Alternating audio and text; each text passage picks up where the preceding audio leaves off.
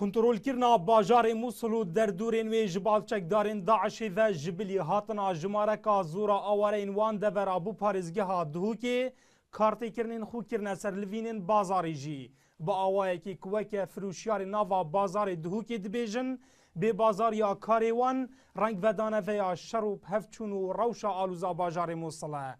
Bi dîtineka aborî jî girîmana dubare asayîbûna rewşa bajarê Mosul destpêkirineke ji bo vejîna bazarî li parêzgeha Duhokê û bi şêweyekî giştî li Herêma Kurdistanê. باورم هکر هات یعنی روشکه پتر آسایی بو و چونکه صفت کادی جای بازار المرهرم کوستان و دگل عراقی او جی بازار که مشخوره بکار بره و احتمال داشت تقریبا 9 صدر سر دروازه ابراهیم خلیل بو اینانا کلوپل و شمکین ترکیه بگمان حجم قبار بازرگانی احتمال بیایت پتر 12 میلیارد سالانه.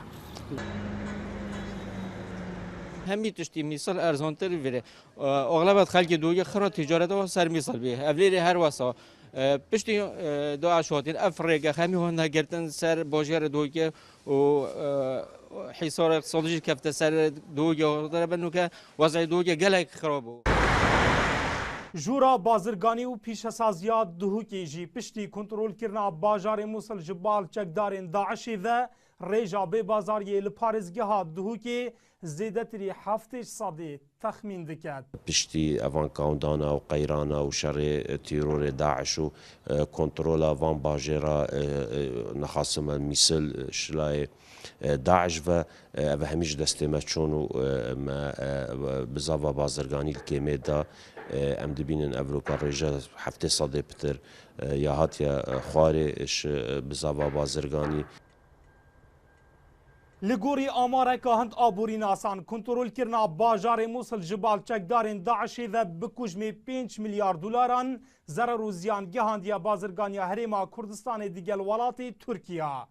Lê pirs ew e erêkengî wê rewşa bajarê Mosul asayî bibe bi awayekê ku cardin 5 milyar dolarên bazirganiya Herêma Kurdistanê bizifirine ve. Dilşad Hîmû, NRT Duhok.